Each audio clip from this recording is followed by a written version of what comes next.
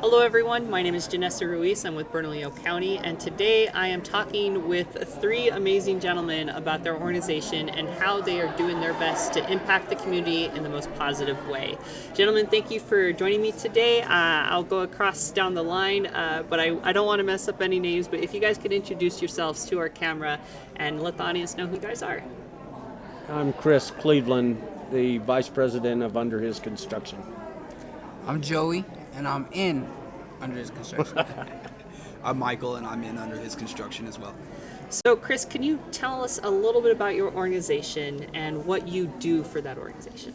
Well, we provide housing, education, and career development for men and women coming out of incarceration, homelessness, and drug addiction. And my role in that is I was a founder in it, and I pastor over leading the guys into understanding scripturally, leading a healthy life, leading a balanced life, and trying to find a wholeness in this perverse generation that we're living in. So if you could relay to our audience what your mission statement is, how would you succinctly put what is the overarching goal? I really I think that we're around service, so we do provide the housing. The men come in. There's virtually no cost for coming into our organization. The study of Scripture is really our curriculum, and then we work. We have charity enterprises such as landscaping and remodeling, and for the men. For the women, we have, my wife runs that division, which is wedding planning. We have a wedding venue. We do floral and photography. And so we work for our recovery. It's kind of a skin in the game kind of thing. Okay. And so, Mike, this question is for you. Can you share with everyone the areas that your organization serves? Like, is it just Albuquerque local, or is this countywide, statewide? We're willing to serve the whole state, but we do focus on Albuquerque. Okay, that's great. And then, Joey, for you, how did you become associated with this organization? I know you kind of introduced yourself a little bit earlier, but tell us a little bit about your story, my man. Simple story, really. It came down to a choice. I could either end up in jail or end up in a nicer place. And so my mom and my fiance now, I feel like at first I felt like they tricked me because they called me to meet Chris, and we sat down and we talked, and I did fentanyl for a few years. So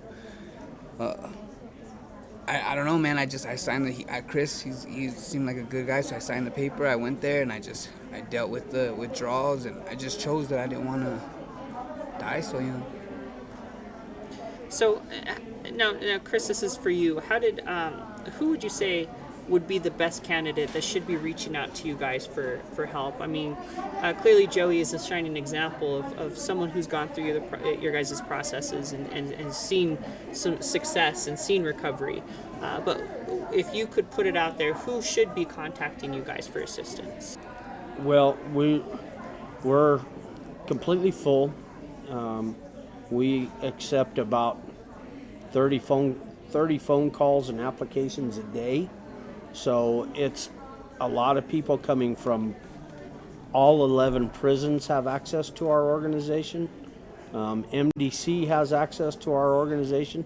Those that are lost and suffering and really want to change. I was arrested 44 times in this city. I was a corrections officer in this city. And I know what it means to be a repeat offender in this city and how hard it is to find recovery. We have the housing community, and the support that you receive from brothers that are in the house it's paramount to your recovery, because you're working with people who are in the program themselves.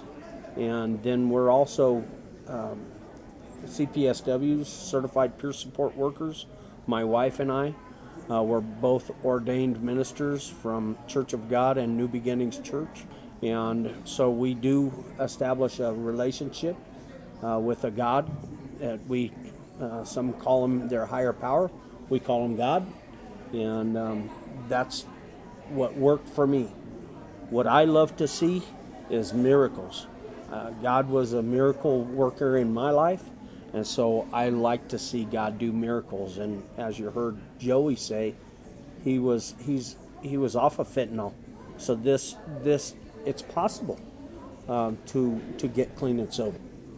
Well, I'm very glad that you guys came over here and spent a few minutes with me to tell me about your organization.